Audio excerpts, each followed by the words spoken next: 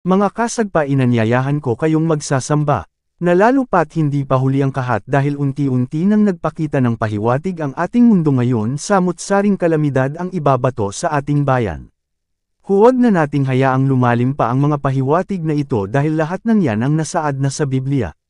Kaya't habang maaga pa ay panatilihin natin ang pagsunod sa kautusan ng Diyos Ama dahil Siya lang ang ating kakampi sa panahon ng kalamidad at hindi natin alam kung kailan ito mangyayari.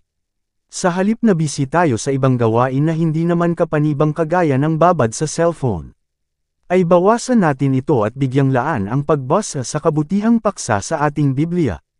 Tingnan nyo ang kaganapan na nangyayari sa ibang lugar ay tadtad ito sa pag-uulan ng apoy at hindi malaman ang dahilan kung saan ito galing. Panuurin natin ang buong kaganapan.